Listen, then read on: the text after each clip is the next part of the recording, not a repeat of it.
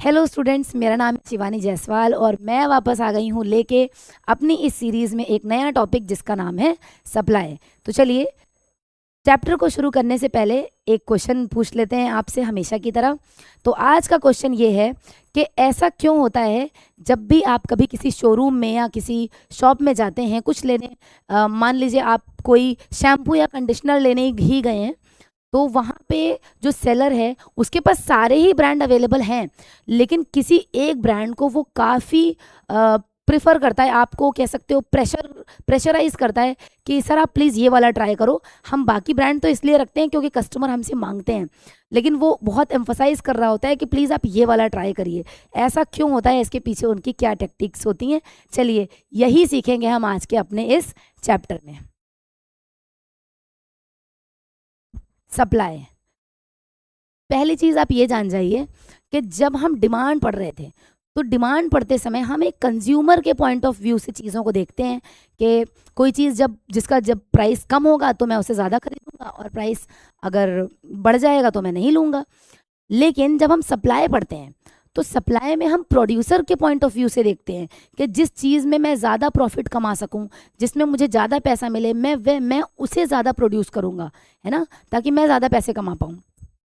तो in short जब आप डिमांड पढ़ रहे होते हैं तो आप दुकान के बाहर खड़े हैं, ठीक है, लेकिन जब आप सप्लाई पढ़ना चालू कर देते हैं तो आप उस शॉप के अंदर आ चुके हैं और आप एक प्रोड्यूसर, एक सेलर के पॉइंट ऑफ व्यू से देखना शुरू कर देते हैं अपने प्रॉफिट को, ठीक है। चलिए, तो सप्लाई क्या होता है? Supply means anything a producer wants to sell more या produce more and willing and able to offer at a particular price at a particular time, ठीक है। को सप्लाई क्या चीज़ है? सप्लाई है कि आप किसी भी कमोडिटी को, जब आपके अंदर विलिंगनेस भी हो उसको बेचने की या प्रोड्यूस करने की, और आप एबल भी हो, आप उसे कर भी पाएँ, करना चाहते भी हों और कर भी पाएँ, ठीक है। Supply refers to the quantity of the commodity that a producer are willing and able to purchase in the market at a given period of time at a particular price। चलिए,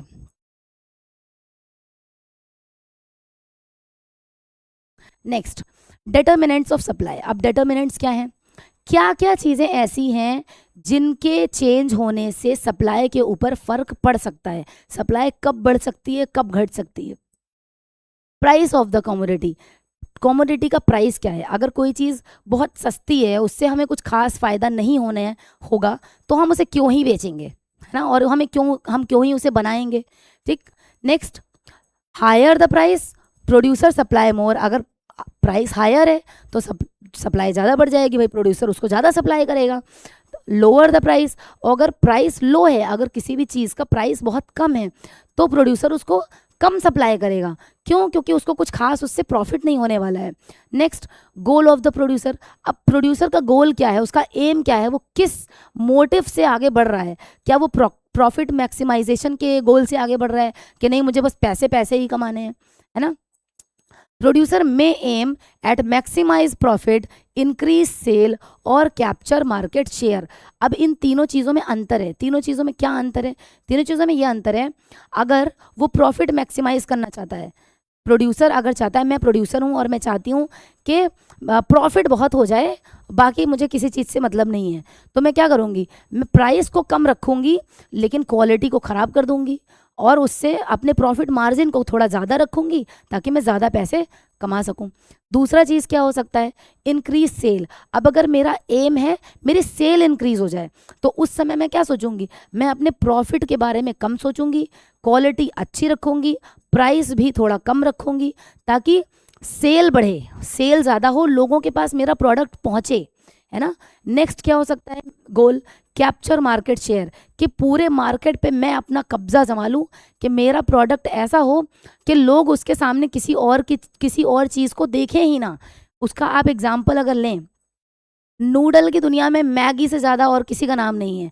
लोग नूडल्स को ही Maggi कहते हैं कि Yippee खानी है लेकिन कौन सी, मैगी खानी है लेकिन कौन सी, यिप्पी वाली खानी है, समझ गए? यानी नूडल का नाम ही क्या हो गया है, मैगी हो गया है, क्योंकि उन्होंने अपना इतना मार्केट शेयर बढ़ा लिया है कि लोग उस चीज़ का नाम ही भूल गए हैं, उस ब्रांड को ही नाम समझते हैं उस चीज़ का। समझ गए? फिर there objective influences the quantity they supply. Yes, उनका ऑब्जेक्टिव जो होगा उसी के हिसाब से वो सप्लाई करेंगे। क्या, अब जब उनका मान लो उनका गोल है कि हमें पूरी मार्केट पे कब्जा करना है, तो वो सप्लाई बहुत ज़्यादा सप्लाई करेंगे। ठीक, अगर वो चाहते हैं कि उन्हें प्रॉफिट मैक्सिमाइज करना है, प्रॉफिट ज़्यादा से ज़्यादा हो, तो वो भले सप्लाई कम करें लेकिन उसका प्राइस ज़्यादा रखेंगे। ठीक है, नेक्स्ट इनपुट प्राइसेस। अब इनपुट क्या होता है, आपने कंप्यूटर में पढ़ा होगा, इनपुट आउटपुट। इनपुट क्या है, जो आप इनपुट दे रहे हो, मतलब कि कंप्यूटर को जो इंस्ट्रक्शन देते हो अपने तरफ से कीबोर्ड और माउस से, वो इनपुट होते हैं। उसी तरह जब आप बिजनेस में आप अपना पैसा दे रहे हो, एफर्ट दे रहे हो, है ना, आप लैंड ले रहे हो, लेबर ले रहे हो, एंटरप्रेन्योर ले रहे हो, इतनी चीज़ें जो आप बिजनेस को दे रहे हो वो क्या है, वो इनपुट है। और उन्हीं इनपुट को क्या कहते हैं, कॉस्ट ऑफ प्रोडक्शन कहते हैं। भाई उनका कॉस्ट भी तो लग रहा है। अगर तुम एक काम कर रहे हो, अगर एक तुम्हारी एक छोटी सी शॉप है मान लो, तो तुम उस शॉप में जो सामान रख रहे हो उसका पैसा लगा रहे हो, उस रूम का पैसा लगा रहे हो, वहाँ इलेक्ट्रिसिटी है उसका पैसा लगा रहे हो, उस जगह का रेंट दे रहे हो। अगर तुम्हारे यहाँ कुछ और वर्कर्स हैं तो तुम उन्हें सैलरी दे रहे हो, वेजेस दे रहे हो, तो इतना सारा तुम्हारा कॉस्ट लग रहा है। मान लीजिए आपकी एक ब्रेड की फैक्ट्री है, तो उस फैक्ट्री, जिस जगह पे वो फैक्ट्री है, उस लैंड का पैसा आप रेंट दे रहे होंगे, वेयर हाउस का रेंट दे रहे होंगे, लोगों को वेजेस दे रहे होंगे, मैनेजर्स को सैलरी दे रहे होंगे, और इतना सारा रॉ मटेरियल लगा रहे होंगे। उसमें से कितना रॉ मटेरियल ख़राब हो रहा होगा। तो आप जो इतना सारा कॉस्ट लगा रहे हो, आप वो भी तो देखोगे कि आपकी कॉस्ट ऑफ प्रोडक्शन क्या है। तो अगर आप किसी चीज़ में आपका पैसा एक्स्ट्रा लग जा रहा है, ठीक है, कि मेरी ब्रेड की फैक्ट्री है और मैं कहीं से कुछ चीज़ें कह दीजिए कि मैं रॉ मटेरियल को परचेज़ करती हूँ, मैं आटा लेती हूँ, अब मुझे एक जगह से आटा सही रेट में मिल रहा है, मैं अच्छे से खूब प्रोडक्शन कर रही हूँ, खूब पैसे कमा रही हूँ, लेकिन अगर वहीं पे उसका प्राइस बढ़ जाए, कॉस्ट ऑफ प्रोडक्शन का प्राइस अगर बढ़ जाए, तो मुझे क्या लगेगा कि भाई मेरा कुछ बच नहीं रहा है। और अगर मेरा कुछ बच नहीं रहा है बिजनेस में, तो मैं वो बिजनेस क्यों ही करूँगी, तो मैं क्या करूँगी। अब देखिए, जब आप अभी आगे लॉ ऑफ सप्लाई पढ़ेंगे तो आप पढ़ेंगे कि जैसे जैसे प्राइस बढ़ता है वैसे वैसे सप्लाई भी बढ़ती है, प्राइस कम होता है तो सप्लाई भी कम हो जाती है।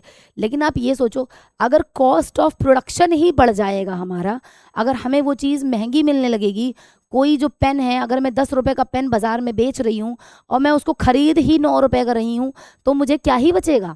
मुझे इतने सारे कॉस्ट ऑफ प्रोडक्शन का भी पैसा देना है, सब देना है, और अगर मुझे अच्छे से पैसे नहीं बच रहे हैं तो मैं उस बिज़नेस को क्यों करूँगी।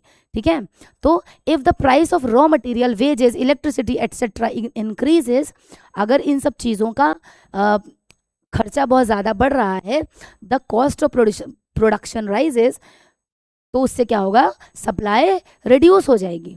ठीक है, फिर lower input prices increase supply. ये बिल्कुल उसका उल्टा है कि भाई अगर कॉस्ट ऑफ प्रोडक्शन सस्ता पड़ रहा है तो हम सप्लाई बढ़ा देंगे। अब सप्लाई हम क्यों बढ़ाएंगे, क्योंकि कॉस्ट ऑफ प्रोडक्शन कम पड़ रहा है।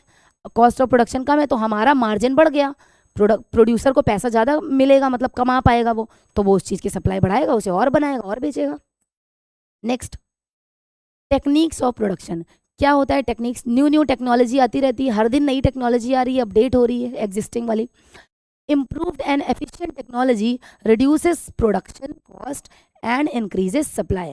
अब जैसे जैसे हर दिन नई टेक्नोलॉजी आ रही है, तो जितनी अपडेटेड टेक्नोलॉजी है उतना कॉस्ट ऑफ प्रोडक्शन क्या हो रहा है, कम हो रहा है। अब क्योंकि अपडेटेड टेक्नोलॉजी की वजह से कॉस्ट ऑफ प्रोडक्शन कम हो रहा है, इसीलिए क्या होगा, इससे सप्लाई बढ़ेगी क्योंकि प्रॉफिट मार्जिन बढ़ जाएगा। ठीक है, next, technique of production. Outdated technology reduces supply. ये बिल्कुल उसी का ऑपोजिट है कि जितना आप आउटडेटेड टेक्नोलॉजी को यूज़ करोगे उसमें आपका कॉस्ट ऑफ प्रोडक्शन ज़्यादा लगेगा, समय ज़्यादा लगेगा, एफर्ट ज़्यादा लगेगा, उससे क्या होगा, आपका प्रॉफिट मार्जिन कम हो जाएगा। और क्योंकि जब आपका प्रॉफिट मार्जिन कम हो जाएगा तो आप क्या करोगे, आप उस चीज़ की सप्लाई को कम कर दोगे। ठीक है, नेक्स्ट, नेचर ऑफ कमोडिटी। अब किसी चीज़, वो किस तरह की चीज़ है जो आप प्रोड्यूस कर रहे हो। जैसे मिल्क, दूध आता है, वो पेरिशेबल गुड होता है। भाई अगर वो कितना भी सस्ता हो जाए, तुम उसकी सप्लाई एकदम से कैसे बढ़ा दोगे, और इतने डिमांड तो एकदम से बढ़ नहीं जाएगी किसी भी चीज़ की, ठीक। तो perishable goods like milk, fruit, vegetable must be sold quickly, so supply is less flexible. इस तरह की चीज़ों की सप्लाई कैसी होती है, ज़्यादा फ्लेक्सिबल नहीं होती है। क्यों नहीं होती है? क्योंकि अगर मिल्क को सप्लाई करने में आपका कॉस्ट ऑफ प्रोडक्शन बहुत कम लगे, अगर बहुत ही कम लगे, तो भी आप कितना प्रोड्यूस कर दोगे और कितना ज़्यादा सप्लाई कर दोगे? ऐसा चीज़ है कि वो ख़राब ही हो जाएगा, है ना। तो इस तरह इसीलिए कहा जाता है कि जो पेरिशेबल गुड्स है उनकी सप्लाई कम फ्लेक्सिबल होती है क्योंकि वो ख़राब हो जाते हैं। नेक्स्ट, ड्यूरेबल गुड्स जैसे कि फर्नीचर हो गया, इलेक्ट्रॉनिक हो गया, can be stored and making supply more flexible. अब जो इस तरह की चीज़ें हैं जो ड्यूरेबल हैं, जो लंबे समय तक रुक सकते हैं, चल सकते हैं, तो उन चीज़ों की सप्लाई बहुत फ्लेक्सिबल नहीं होती। क्यों? क्योंकि अगर आपको एक टाइम पे, किसी पर्टिकुलर टाइम पे कॉस्ट ऑफ प्रोडक्शन सस्ता पड़ रहा है फर्नीचर का, है ना, इस तरह के गुड्स का, तो आप क्या करोगे? आप उसे ज़्यादा से ज़्यादा प्रोड्यूस कर लोगे, स्टोर कर लोगे अपने पास, ताकि आगे आने वाले समय में आप उसको बेच सको और अच्छा पैसा कमा सको। क्योंकि वो पेरिशेबल तो है नहीं, उन्हें ख़राब तो होना नहीं है, तो आप उन्हें एक बड़ी क्वांटिटी में प्रोड्यूस कर सकते हो और सप्लाई भी कर सकते हो। Next, expectation of future prices. If producer expect prices to rise in future, they may reduce current supply. अगर प्रोड्यूसर को ऐसा लग रहा है कि प्राइस आगे चल के फ्यूचर में बहुत ज़्यादा बढ़ जाएंगे, राइज हो जाएंगे, तो आप क्या करोगे? उस समय पे आप ये सोचोगे कि अभी इस समय पे हम सप्लाई इसकी कम कर देते हैं और आगे चल के बढ़ा देंगे। क्यों? क्योंकि हमें आगे चल के ज़्यादा पैसा मिलेगा, हम ज़्यादा प्रॉफिट मार्जिन होगा हमारा, हम ज़्यादा कमा पाएंगे। तो हम अभी के लिए क्या करते हैं? अभी के लिए हम थोड़ा सा रुक जाते हैं।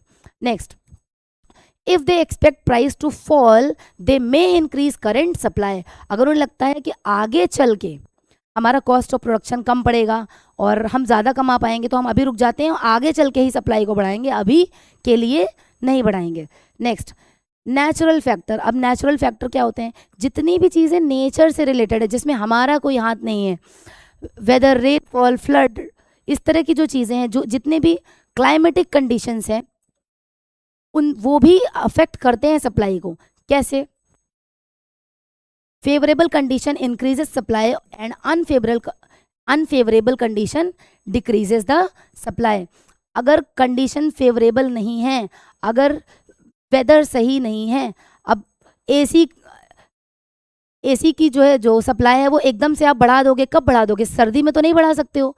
क्यों? क्योंकि उस क्लाइमेट में, उस वेदर में उसकी ज़रूरत ही नहीं है, उतनी सप्लाई, उतनी डिमांड ही नहीं है। जब उस चीज़ की उतनी डिमांड ही नहीं है, तो आप उस टाइम पे उस चीज़ की सप्लाई को बहुत एक्सेसिवली नहीं बढ़ा सकते हैं। Next, supply function.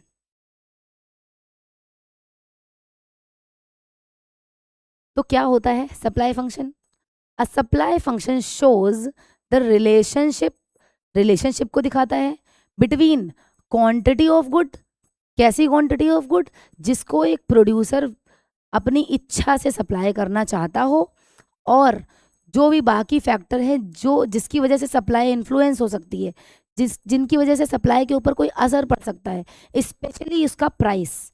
ठीक है, तो सप्लाई फंक्शन क्या है? Supply function shows the relationship between the factor that influence the supply of the goods and the quantity of the good or service that a producer is willingly to supply। ठीक है। Next, एक चीज इसमें और देख लीजिए, assuming other factors remain constant. लेकिन जो बाकी अदर फैक्टर्स हैं वो कांस्टेंट हों। अब अदर फैक्टर क्या होते हैं, अभी हम लोग उन्हें आगे पढ़ने वाले हैं। इसको कैसे लिखा जाता है? तो quantity supplied is equals to, अब देखो ये एफ क्या है? फैक्टर ऑफ प्रोडक्शन है, और ये पी क्या है? प्राइस है। देखो, P for price of good, P R for price of related good, C for cost of production, T for technology, E for expectation, ठीक है, फ्यूचर प्राइसेस को लेके expectation, and N for number of sellers. ये सारी चीज़ें हैं जो कि इन्फ्लुएंस करती हैं सप्लाई को, और इन्हीं चीज़ों के रिलेशन को, किसके साथ रिलेशन को? जो भी सप्लाई एक प्रोड्यूसर करना चाहता है, इन्हीं के बीच के रिलेशन को हम पढ़ते हैं किसमें, सप्लाई फंक्शन में पढ़ते हैं। तो चलिए आज के वीडियो में इतना ही। आगे के जो टॉपिक हैं, नेक्स्ट टॉपिक हमारा law of demand law of supply है, उसको हम कंटिन्यू करेंगे अपने नेक्स्ट वीडियो में। तब तक के लिए please like share and subscribe.